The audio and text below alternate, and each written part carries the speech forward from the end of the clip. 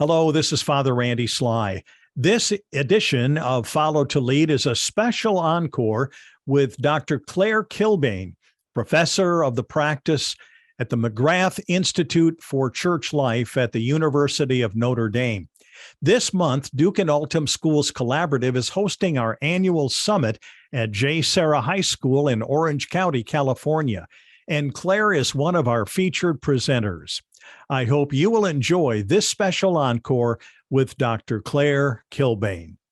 Booster is excited to support DIA Schools Collaborative on furthering the missions of our respective organizations through Follow to Lead podcast and other DIA programming. Visit choosebooster.com for details on Booster's school fundraising events, technology, and customized spirit gear. Booster can help your Catholic school meet and exceed its fundraising goals. Learn more today. Welcome to Follow to Lead, where we discover how to listen for and follow God's call so that we might lead others to God. Our shared stories of inspiration from religious leaders and those active in the educational ministry of the Church can help you know better how God is calling you and the role passionate Catholic education plays in spreading His message of faith, hope, and love. Now please welcome the hosts of Follow to Lead, Father Randy Sly and Kyle Pietrantonio. In the name of the Father, and of the Son, and of the Holy Spirit, amen. Christ the teacher, teach us to listen. Teach us to do the deep listening to the sounds of our soul, waiting to hear your voice calling us to cast down deeper, to become fishers of men and women, shepherds of souls, to follow your will in order to lead others to the truth, beauty, and goodness only you can offer. Amen. Amen. In the name of the Father, and of the Son, and of the Holy Spirit. Amen. Well, welcome to Follow to Lead, a journey twice a month into the world of Catholic education, exploring what it means to follow God in order to lead others to Him. I'm Father Randy Sly, your co-host. And I'm Kyle Pietrantonio. Today we will be talking with Dr. Claire Kilbane, professor of the practice at the University of Notre Dame, affiliated with the McGrath Institute for Church Life. Claire began her career as a teacher at St. James the Less Elementary School in Columbus, Ohio. Prior to joining the McGrath Institute a little more than 2 years ago, Claire spent 20 years as a professor of education at 4 different universities. She's authored many books and articles, as well as multimedia material. Claire has a degree in elementary education from the University of Dayton, a master's degree in instructional design and technology from the Ohio State University, and a PhD in educational evaluation from the University of Virginia. Claire, welcome to Follow to Lead. Thanks so much for inviting me to join your podcast. Well, Claire, we're really glad that you could be with us today. And as we begin our time together, I'm not sure that all of our listeners or viewers really know what the McGrath Institute is all about. Could you tell us about the Institute and what you do for the Church? Sure. So the McGrath Institute was set up by Father Hesburgh in the 1970s to serve as a bridge to channel resources from the University of Notre Dame to the leadership in the Church and to help build up the Church and assist its mission of evangelizing the world. We collect together many different programs, including things like the Center for Liturgy, which actually pre-existed the Institute for Church Life, but later was folded into it. It actually was founded in the earlier part of the 20th century. And we combine many different programs that address the needs of Catholic schools, including our Religion and Science Initiative and our Office of Life and Human Dignity that works with teachers. We offer online theology courses for different ministers in the Church, and we convene and offer programming on campus to bring together different groups in the Church to help them partner and to work with us as well to address some of the challenges of the 21st century Church. Now, is the STEP program, is that the theology online program? Yes, the STEP program has actually been offering courses for so long that the name was originally set up to stand for Satellite Theological Education Programming. And it's been in existence for over 20 years now. We have about 5,000 enrollments per year. and work with members of the church all over the world to help them continue their education. Claire, I'm an alum, proud alum of the Notre Dame ACE program, which I know you're familiar with, and a number of our listeners are familiar with that program. How does McGrath Institute interface or liaise with the Institute of Educational Initiatives under which ACE falls at Notre Dame? Is there some collaboration there? Can you speak to that a bit? So we complement each other. We're both institutes, so we are organizations within the university that collaborate both within the university and also are ordered toward collaborating outside. We have different missions. So the Institute for Educational Initiative primarily focuses on education. The Institute for Church Life focuses primarily on the various needs of the church, some of which include education. And there are obviously other needs that the church has. We work with many different constituents within the church, including the church hierarchy, as well as parishes and dioceses and schools. So the area where we would overlap would be in the area of Catholic education. As we were preparing for the podcast, I was intrigued by a comment that you made to me in an email. And you said, at my core, I'm a designer more than a professor or a teacher or anything else. I'd like you to go into some detail. And I know this is a part of your role at McGrath is being a learning designer. What does that look like to you? Sure. So I guess I would just preface it to say that one of the advantages of being mid-career is that you've had enough past experiences to have gone through professional kind of finding of yourself. And so if anyone's listening and is still in that process, I encourage you to keep moving through, because if you're blessed, as I was, the Lord will show you more of what you were created to be. And you might actually be moving through different stages. At first I was a teacher, and then I was a professor. And then I realized that all along I had been a designer. And so I guess the question was, what is a designer? And I'll give you a short answer, which is, I think a designer is a creative person whose expression of that creativity is applied in a practical setting, so that their art is not only beautiful, but also functional. And by functional, I mean that it's ordered toward a particular goal. And one of the beautiful things about being Catholic is your worldview helps you understand that this design actually has a telos, and that's very compatible with my worldview. I think that's one of the reasons I've probably gravitated toward design in my life and my work. And now I discover that there's all kinds of things that you can design for, but you have to understand many different aspects of the practical realities that you're working with. So a designer has to know things and be able to learn from experience as they're trying to address problems with better design. Yeah, I was intrigued by that when I did some PhD work at K-State in College of Education and Instructional Design, and so I kind of am getting what you're going for here, because it is an opportunity to take and kind of bring some new perspective to the learning experience Sure. for those that are going through it. Sure. Traditional teaching is very relational. Which it should be, because there's a personal connection between a teacher and the students, and that becomes very formative. And so the field of education very much comes from that relational orientation. The field of instructional design actually emerged from the very real needs of the military industrial complex that was involved in World War I and II. And so there was an emergence in science and psychology at that time.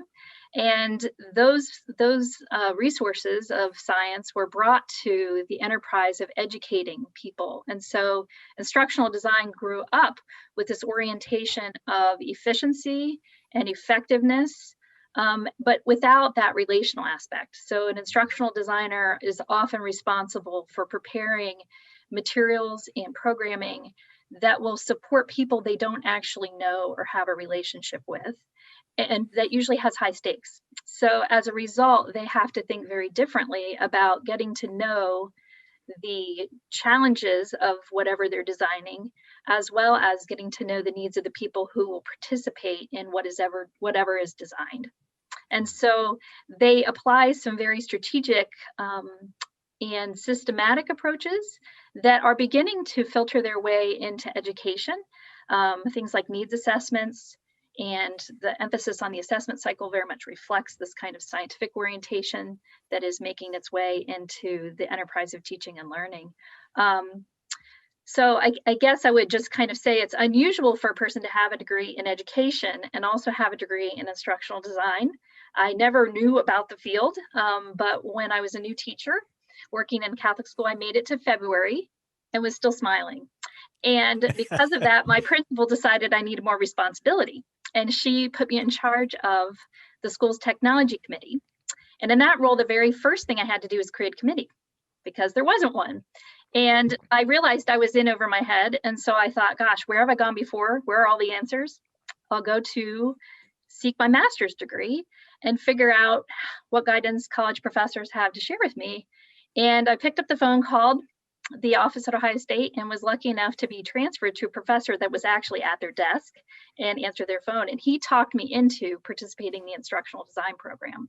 And it was a great blessing to have had that wonderful God incidence of having those things align, because it took me on a path that's really been unique to my professional career, where I've been able to bring in some of these wonderful assets from the field of instructional design that would never make their way into the teaching and learning enterprise, which are actually way more important now in the classroom, because there's so many different choices that teachers now can make. And there's so much more need to recognize the differences of their students and how to strategically address those needs with the various materials and resources they have available. That's great, Claire. I could see ACE being very interested in leveraging your expertise in their programs. Now, you and your family currently live in South Bend. Incidentally, I just flew back from Northern Indiana last night after touring a number of schools in that part of our country. Beautiful part of the country, and a great college town, and salt of the earth people. Is that where you're from originally, Claire? Or I know you've moved around with some of your graduate school work. Tell us a little bit about your upbringing. Sure. So I'm originally from Columbus, Ohio, and actually, while I did travel, moved around a little bit, I spent the last 20 years there. And I grew up in a suburb there, the fourth of 8 children, and attended St. Agatha School, which is a wonderful parish school. My childhood was pretty idyllic. It was really bouncing between the wonderful society, my family, and then also the local school. I was even able to walk home for lunch. Being right in the middle of the family, it was wonderful to be known and to have that really tight community. And I think that my sense of the importance of the relationship between a family and a school, and the wonderful, warm kind of, tapestry of care it weaves around children, really informs a lot of what I strive to support schools in being able to design. Because I think what I recognize as the parent of a Catholic school student, and she happens to be an only child, which was quite a surprise to my husband, who's the youngest of 7 children, and I, to have an only child. We recognize that the experience I had has so much benefit to it, but it's so unusual in the modern era. And we can reconstruct and redesign those kinds of warm tapestries of care around students and families if we try to do that, and if we know how to do that. So I guess, asking about my upbringing is fun, because it really informs a lot of what I strive to help schools create for their students. Now, you've had a great career in Catholic education. What do you see as the main influence? Who is it that kind of put you on this trajectory where you prepared for a career as a teacher, and then from there on into being a professor and at the Institute? Are there some individuals that you can point out? Well, so I have a wonderful, wonderful dear friend, mentor, who happens to be the first principal that I worked for. Her name is Kathy O'Reilly. She's the principal of St. Bridget of Kildare School in Dublin, Ohio. And she interviewed me as a freshly minted education student at the University of Dayton. And it didn't hurt that she was also Irish and had a great sense of humor. But she saw me as a person. And she recognized that while the school she hired me to work in was very different from the school I had grown up attending, that I could bring the person I was into a very productive, creative, and supported professional career. So as a new teacher, to be tapped to lead the school in technology, both because I was smiling in February and also because I was the only teacher in 1993 that owned a computer. That was a wonderful creative opportunity for me. And so as a new teacher, the responsibility was matched with the honor of being trusted to lead. And one of the wonderful things that schools can offer creative teachers is autonomy and trust and freedom to create and to respect that they are able to make contributions, even at a very young age. I guess if you don't think a teacher can do those things, you might look for a different hire. But it's important for teachers to have support and to feel like they have your attention and also their backs if they need it, which often in the modern era they do. But it's also really important for them to feel like they can express the freedom that really inspires creativity. Mm-hmm. Claire, as you were studying for your doctorate degree, tell me some about that discernment process, and what did you intend to go into higher ed as you were pursuing that degree? Were you open to some other possibilities, having been in kind of K-12 Catholic ed prior? Well, so I wish I could say I was strategic enough at that point in my life to have planned a career trajectory. Instead, I actually had been brought up to believe that, like Mary, you say yes to opportunities when you believe that they are coming from above to help you grow, learn, and address some of the problems that you see. So I never really planned to become a college professor. I just kept saying yes to things. And so my opportunities to pursue a doctoral program actually emerged when I was in college and had been involved with some work with a professor looking at professional preparation for teachers. And I was invited to participate in a competition for teachers, analyzing a case study presenting challenges associated with teaching and learning. And I skipped my college graduation to attend it because I figured it's more fun to do something than it is to celebrate what you did. So my parents were fine with that because it was the fourth of 8 children and they had plenty more graduations to attend. But I met the people I ended up working for my doctoral program. And they also appreciated the desire I had to create things, to solve problems, to deal with messy things and try and make them better. And I ultimately ended up going to attend their university and to work with them because at that stage, the technology skills that I had developed in the time I was teaching at St. James the Less had become very useful. It was 1997 by that point, and at the school, I was actually leading a global awareness education project with the entire school because I'd moved from a 4th grade teacher to a technology coordinator position. And we had studied different areas of the world and how these different cultures were different, distinct, and important. And I thought it was really important to then take it the next step and show how we were actually very similar. And we were doing a project, doing research with different schools around the world on what we called global values, things like loyalty, family, patriotism, interdependence. And each class was assigned a research project. So to do this, I had to learn to do web design and to do different kinds of high-tech things at the time, which we now are doing without any fuss at all. Video conferencing, which was a lot harder, less trustworthy at that stage. So anyhow, those skills were very valuable because in graduate school, I worked in the very first online professional development for teachers. So that was an early kind of opportunity to think about what is possible with the design for learning when you have many opportunities to choose from. When we think about design for learning, how does faith play a role in terms of designing education, do you think? So I think I would start off by saying I think that God manifests himself as a designer. So we, of course, would never question that God is a creator and that God allows us to create. But the fact is, God didn't just create for creative expression. God actually created with a plan.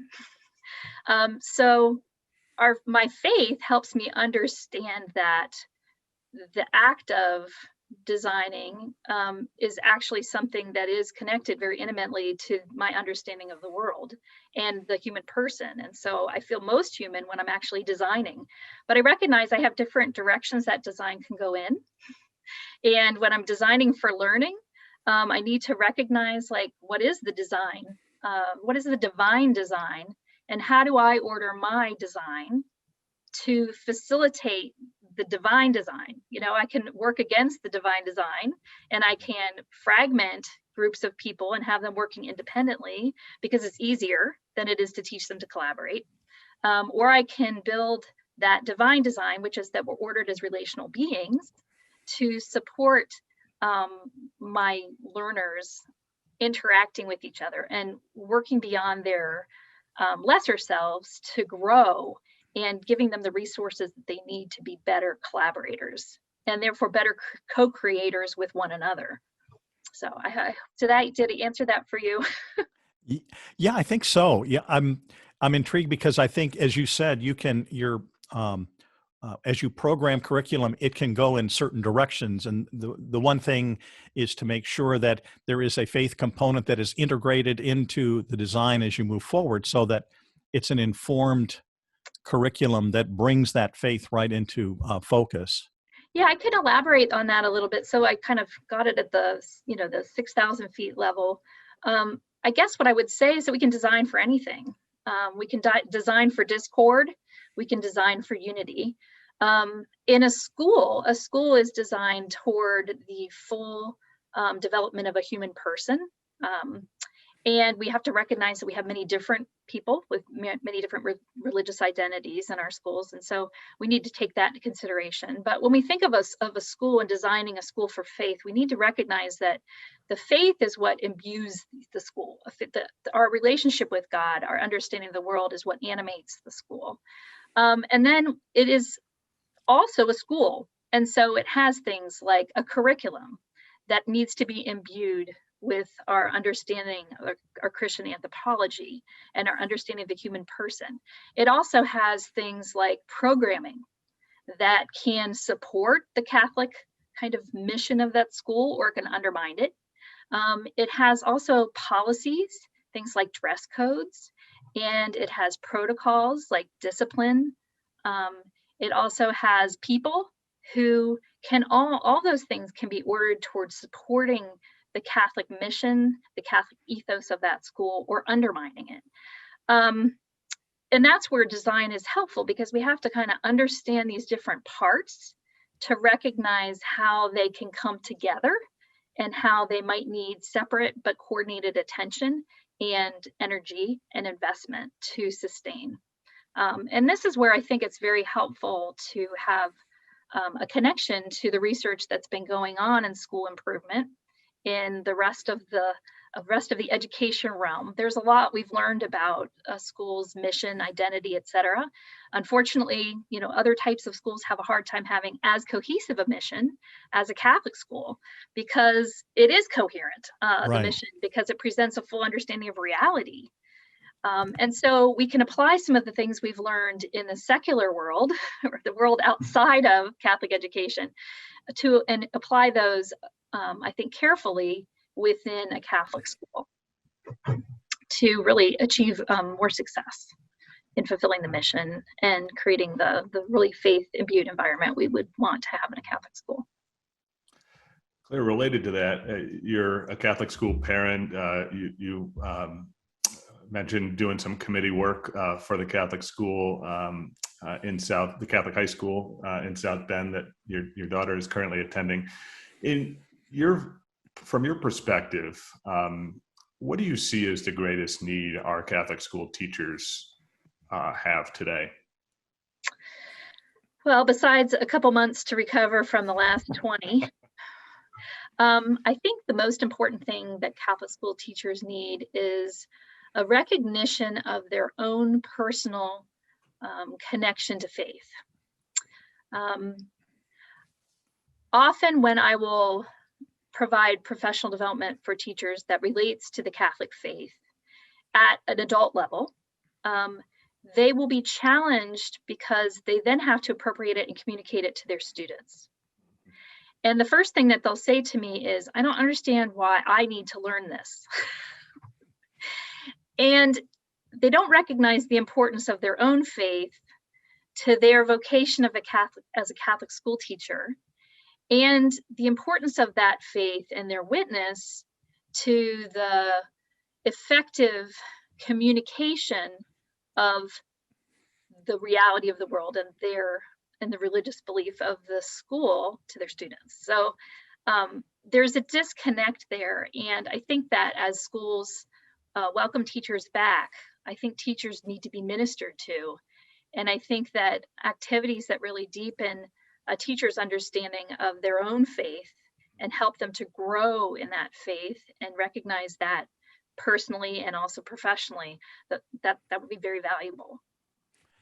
It's interesting that you bring this up because I think one of the greatest challenges that I see is in our faculty faith formation, the ongoing formation of their hearts. And too often they come and it's kind of like, I got to sit through this rather than actually find this as an opportunity for their hearts to find some healing, some hope, wholeness, all of those good things.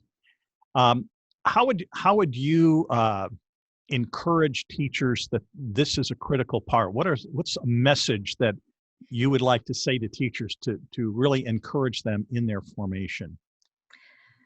You were called. Whether you chose Catholic education as a destination or not, you're there because that's where the Lord wants you. And the Lord didn't bring you there to have you function on your own.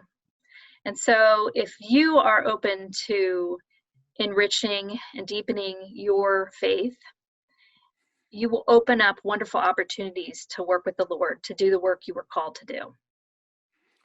Okay, you've just given me my retreat theme for the new school year coming up. I like that. You were called. That is great. Great. I think it would be interesting to have teachers think about that calling.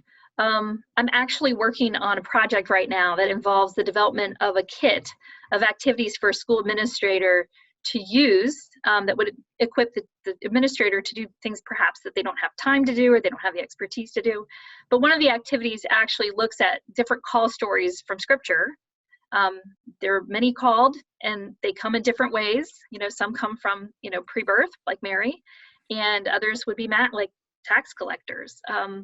So just taking that scriptural connection and then thinking about their own calling and looking at how that has played out in their life and just becoming more aware of the journey that they made and the fact that they're not walking it alone. Is that something that's coming out of the McGrath Institute as a resource? Yes, it is. I'm working on it this summer, and God willing, I'll have 5 activities done by August because I have a couple dioceses that want to pilot for us and try those out. It's very challenging as a designer to be working without actual learners to test things. So I'm very reliant on having people look at these ideas that we develop here at the McGrath Institute and see how they work for the rest of the world. And these resources are intended to be free, and like many of the things that we produce here at the McGrath Institute. That's a word administrators like to hear. Right. Free. Teachers love it even more. Yeah. Claire, as you think about the attributes that comprise the portrait of the ideal Catholic high school graduate, what would be in that portrait for you? It's a great question. I was asked this by the principal at my daughter's school when we, as a Catholic Identity Committee, were trying to problematize attention to Catholic identity. And I think the most important attribute of a Catholic school graduate is that they have hope. And unlike a kind of a common understanding of hope, which might be that the future is somehow better than the past, That's actually how Battelle for Kids defines hope, which is one of the measures for whether kids are developing in their SELs. At least it was at one point. A Christian hope is an understanding that God's providence is being brought into action and that we participate in that. And that we don't have to worry as a result of that. We just have to do our part. And once we calm the worry and anxiety, we have much more energy and vitality to bring to the challenges that come to us.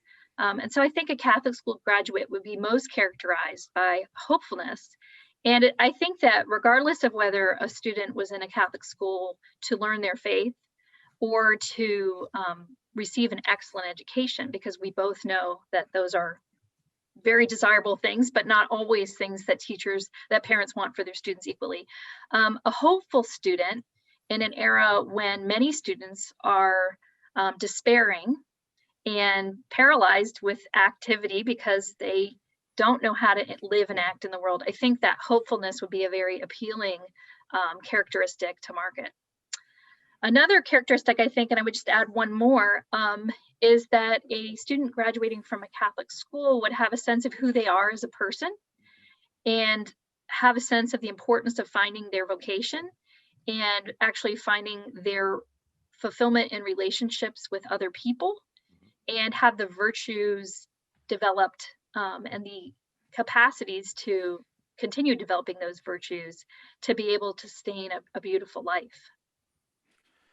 You know, Claire, you said just a little bit ago, you referred to kind of what we've just been coming out of in terms of our pandemic and everything. And I'm guessing that there's no doubt in your mind that probably the last 14 to 15 months have been probably the most challenging and unique times for all of us in our various careers.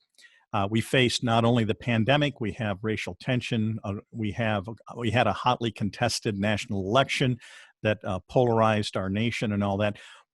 During that whole time, what was the impact on you? What was your adjustment as a leader, as a designer with the McGrath Institute? What kind of an impact did that have on you?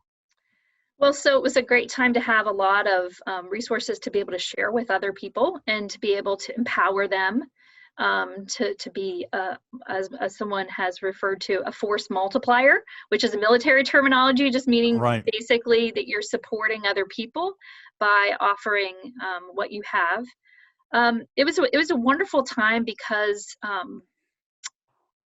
it allowed us, I think, to discover what was most important and what was most essential, and to make decisions to continue doing that. I did a lot in the very early days of the pandemic trying to help schools recognize what they were so that they could then intentionally recreate those virtually, and even put together a functional worksheet to identify the attributes of a Catholic school and to stimulate administrators as they thought through what needed to be reconstructed. So that was a beautiful opportunity of working with administrators, specifically in the Diocese of Columbus, where I still have very close ties. And I think it was great for them because we based that reconstruction of the school on the document The Catholic School and pulled out the most important aspects. And those were things that had been in the school, that they had become so much a part of the scenery that and so taken for granted that this was a wonderful opportunity to examine how to bring those forward. And it'll be exciting to see how they bring those lessons forward into the future as they continue to evolve their Catholic schools. For me personally, it was an opportunity to really discover the gifts of a crisis, like I said, which not only helps you be more intentional about what a school is, but also more intentional about what a school does. And I think during this particular time, Catholic schools have really conversed with the larger society in a way that they don't typically think they are. They don't necessarily converse actively by intentionally going out and saying, hey, look at us, we're Catholic schools and this is what education can and should be. They were really focused on being the best they could, and the light and energy they were generating in their schools, I think, shone out and challenged the entire education ecology and ecosystem to be better. And so I think, as I think about just Kathy O'Reilly's school in Dublin, they managed to be in person, and they managed not only to be in person, but to minister to a variety of people in their community, both in their parish and outside. They were able to continue to reach out to the shut-ins in their community through the school. And they were able to continue to care for one another because they were able to be together. And while not all students chose to come back in person, those students were still able to be included. And I just think that sets up a model that really challenges the larger culture to think about what the mission of a school is and how to manage that in a way that really is most caring, most supportive, and most needed at particular crisis moments. It's interesting that the pandemic for us, and I know this is true of a lot of Catholic schools, brought an influx from the public school sector because we were in session and they were not, and a lot of the students were not doing well in virtual learning. We did have options for those that did not feel safe in returning to the classroom, but when you have an influx of those from the public schools that are now a part of your Catholic school, what do you think are some things that you can do to help retention, that it isn't just an island of escape until the storm is over and then you go back where you were, but to keep them in the school where they have chosen to come? Do you have any ideas on that? I do. So I think one of the main reasons people come to Catholic schools is because they want their children to be known and cared for. And they want their children to be part of a community. There are Vatican documents that point out that the parents are first teacher and the family is of primary importance, but it's an insufficient society. It is unable in its own right to build a full human person. Children need to be connected to others. And, we all know the phrase, takes a village, right? And so I think parents recognized, especially during a challenging time for the children and for themselves, that they really wanted their children to be connected to a network and a community. And so I think really emphasizing the community aspects of the school is important, but at the same time, it's really necessary, and I found this through my own personal experiences, to challenge the insular community that may have many children and know each other, or maybe the second generation of families that have been participating in the school. They need to welcome everyone to that community. We all know that there are parents who are not in the in crowd. There are parents who have second shift jobs and can't, participate in quite the way they normally would, or maybe they're caretaking for an infirm family member, or maybe their life is just too challenging to be able to reach beyond themselves and try to connect with the school community. But I really think making intentional efforts to welcome those people, to assign them mentors, to have parent coffees and teas, to do needs assessments to find out when those would be most appropriate, to figure out how to make sure that those kids are adjusting to the school. Check with them, see how their year went, ask them if they plan to come back, welcome them back. Make sure that somebody has welcomed them and said, we really thought it was great to have you join us this year. What can we do to continue to keep you in our school? And what can we learn from your experiences that will help us be a better, more welcoming and more inclusive school? It's so challenging to create a community. It's much easier to just let it materialize and then to maybe not look at it too closely. But I think in the pandemic, we discovered that there were people who were on the outside of the community.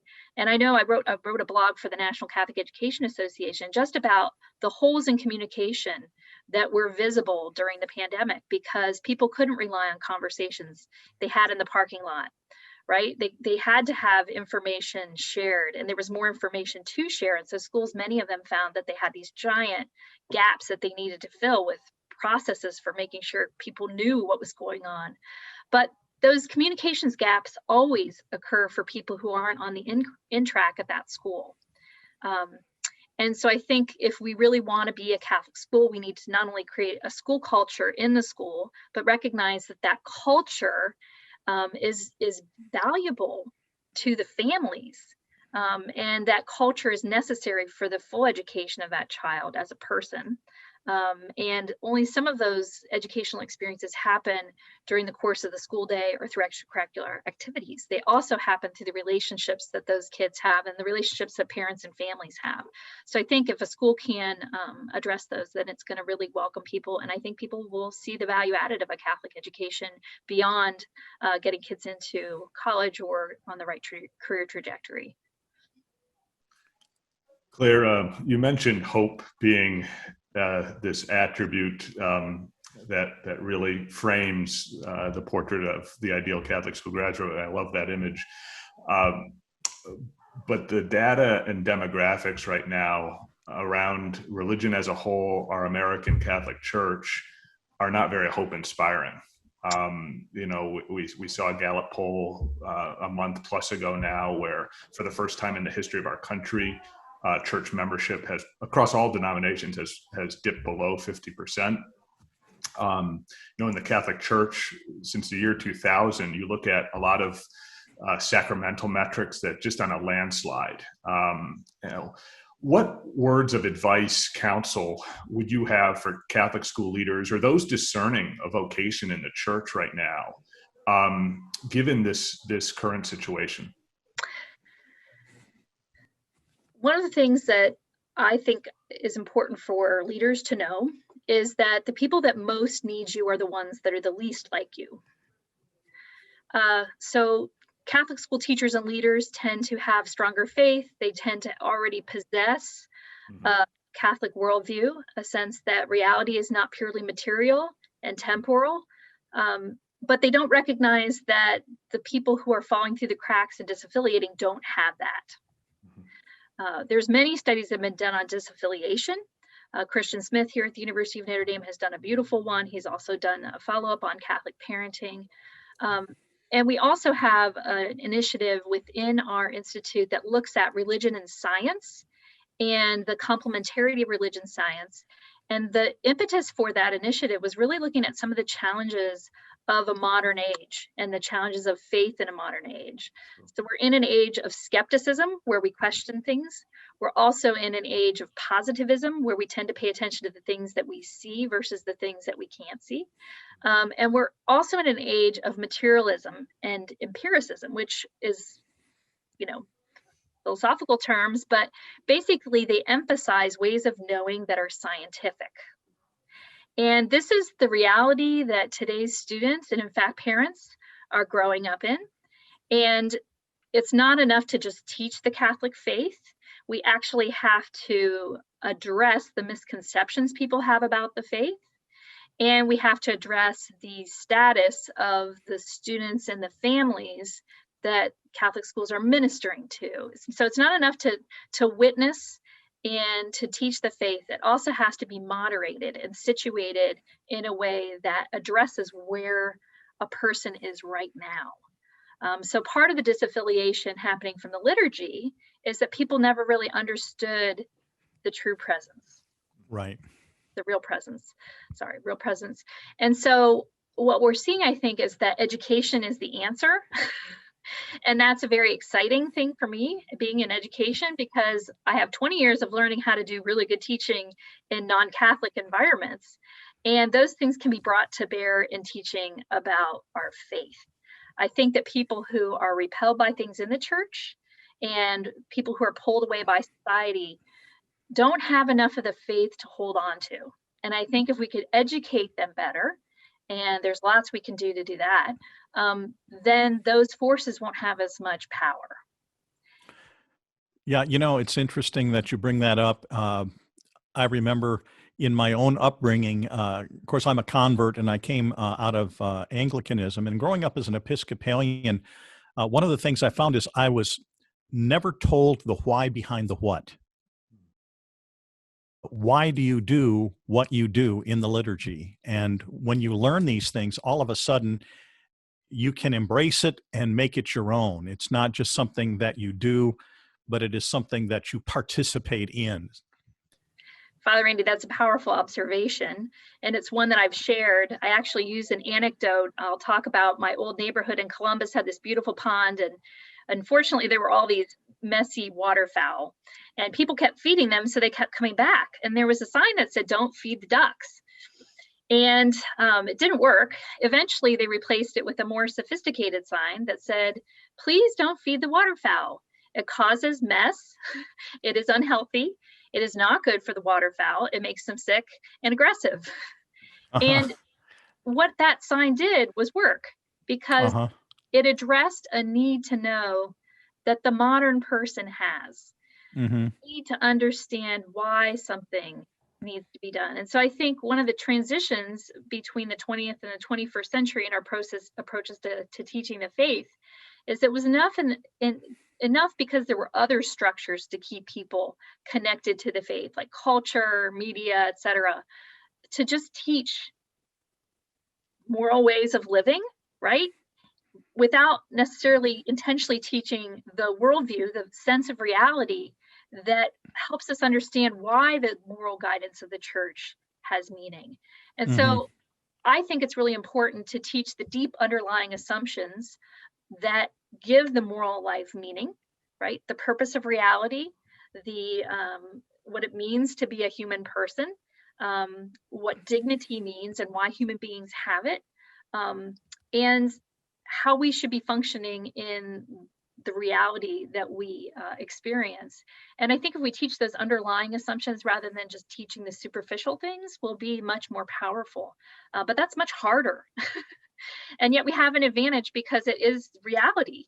And there is something within the human person, divinely implanted, to recognize reality. If we can scrape away the calculation of 21st century living and open up ourselves to be sensitive to it. Thank you so much. That's really rich. And, Kyle, I'm sitting here thinking we've got to have her back. I could keep going for a long time. I want to ask questions about what does a designer say to teachers who are trying to adjust to a block curriculum and things like that, a block schedule. And so, Claire, could we maybe schedule another time to have you back, and maybe we can dive into some nuts and bolts with you? Sure, I would absolutely love that. As you can tell, this is a topic I'm so passionate about, and I just feel it's a gift to be able to have that conversation and to connect with other people who are helping to address some of the same problems. Wonderful. Well, we're going to do that, and I'll get in touch with you because I think that I'm going to listen to this podcast several times just to again capture a lot of the stuff. This has really been rich. Well, thank you. Yeah, Kyle, anything else you want to add? Yeah, I echo that sentiment, Father Randy. I want to thank Claire for your time today and being our guest on Follow to Lead. And is there a title for your resource that's coming out in late summer, August timeframe? Yeah, great question. I think right now the working title is the Catholic School Administrators Catholic Identity Activity Kit. If anyone has suggestions for something better, I'm all for it. But I think functional titles let people know what things are, but it would be delightful to be able to support the work of the valiant leaders of Catholic education, especially in the modern era. That's great. Yeah.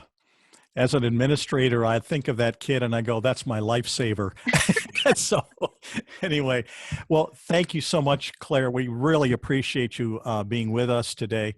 And for those who would like to know more about the McGrath Institute, they can go to the web at http://mcgrath.nd.edu.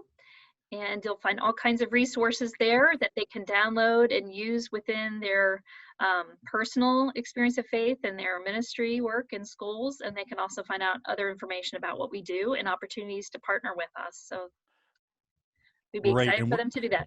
Yeah, and I'll put that link in our show notes too, so that people can just jump right to that.